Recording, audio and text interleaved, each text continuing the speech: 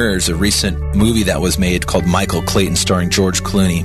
It's about a chemical company that actively promotes a dangerous pesticide to further its bottom line. Check it out. Now, some of you might be listening to this and thinking, well, big deal. What if bees dies off? What does that have to do with me? Well, when you start piecing the puzzle pieces together, you realize that just about everything that requires pollen affects us, be it fruits, vegetables, just about 80% of everything we eat. Food prices could actually skyrocket, and tons of fragile plants, fruits, and vegetables could be thrown out of production in the Earth's fragile ecosystem. If the bees die off, our ecosystem is in danger. It's not only the bee, but the whole complementary chain linking animal to plant life that has been disrupted. No bees means no pollination, which means the disappearance of a certain plant species, which in turn means the disappearance of possibly an animal species, and thus, etc., etc. And let's not forget the absence of honey. Who wants to live without that, right? If, like many, you want to take action on this issue, simply go to www.epa.gov and send an email telling them you'd like to stop the use of clothianidin. You're listening to Alien Addictions on Party 93.4. Visit us online at www.alienaddictions.com. All right now we're going to switch gears, take you to the Miss Alienphotog interview. We're going to talk about what it's like for normal people who are married to mothers and fathers of abductees. Not as easy as you think. Mrs. Alienphotog will tell us in a great interview done by Alien Addictions' Melvin.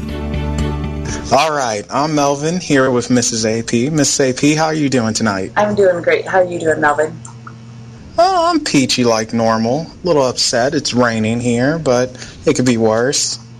Definitely. Well, we have wildfires here, so.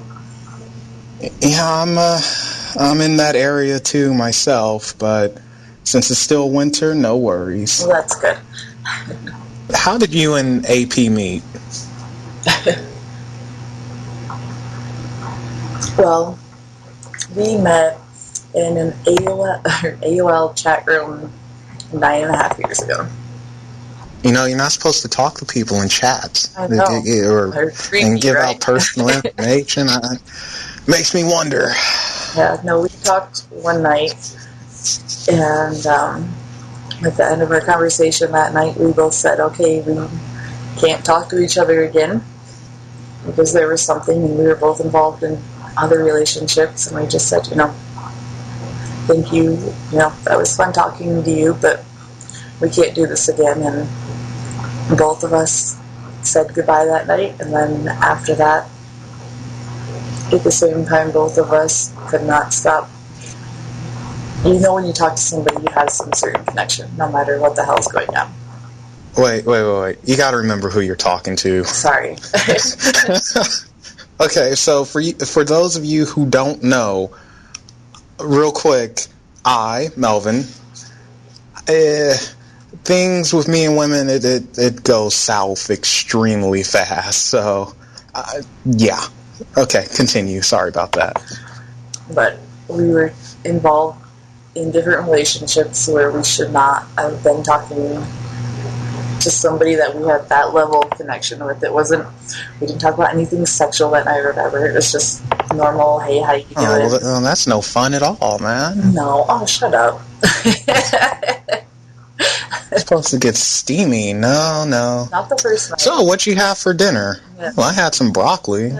No, but see, that's the weird thing is that's all it was. It was just normal talk like that. But there was just something that after we talked that night, like I said, we both said, we can't talk to each other again just because we knew that. And for weeks, we let it go, and then each of us individually, without knowing it, were searching, trying to find that person. Like, I haven't been, before that, I was not in a chat room for 6 years. All of a sudden, one night, I was bored, okay, well, I'll do this. I used to do this when I was in high school, I'll see what's going on, and randomly, he happened to be in there doing the same thing. He's like, I haven't done this in years, I'll go see what's going on. And, you know what? In an odd way, that kind of happened, or is happening to me, kind of. Mm-hmm. So unfortunately, like, I run into a girl who claims she's in love with me. She isn't. She really isn't. You don't know that. You don't know that. That she thinks she is. She has.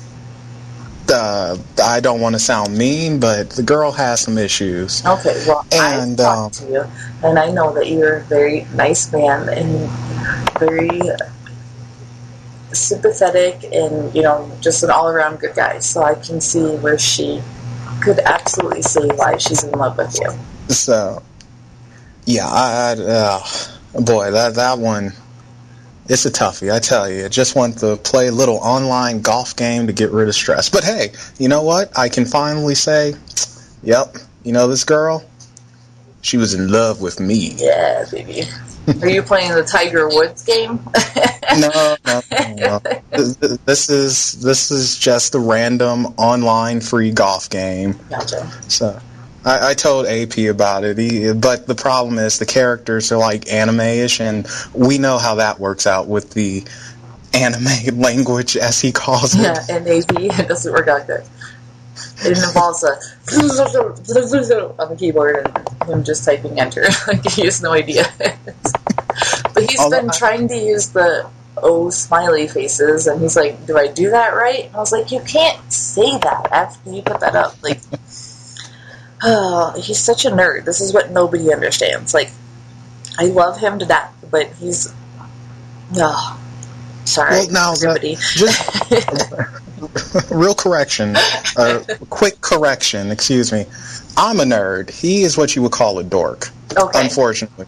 Sorry, AP. Like you to death, but, No, that's very... Don't be coming on my territory, man. Exactly. He's a dork. Yep. I will call him a dork instead of a nerd from now on. That fits in much better, actually. All right, so you said you haven't been in the chat for 6 years. In that one, randomly, you guys talk and immediately have a connection, which, let's face it, it's very rare to get, especially on an online chat room. I mean, like, what are the chances? Maybe 1 in 3 million? Exactly, and that's why whenever we describe our life, or I describe our life, like, it's been a journey. Like, it's everything that basically we've been through happens to 1 out of 900,000 people. But, well, you know what, though? You're living the fairy tale. I mean, you're honestly living it, because you look at it from this perspective. Here you are, you're living your life, and right across the way is another guy who's living his, and you're with whomever at the time, and he's with whomever at the time, and one night you get bored, and you just go on a chat, and boom, it's a connection there, and it's like, oh no, I can't talk to you anymore, I'm with someone, how's this going to work? And yet, in the back of your mind, you're still thinking about this person.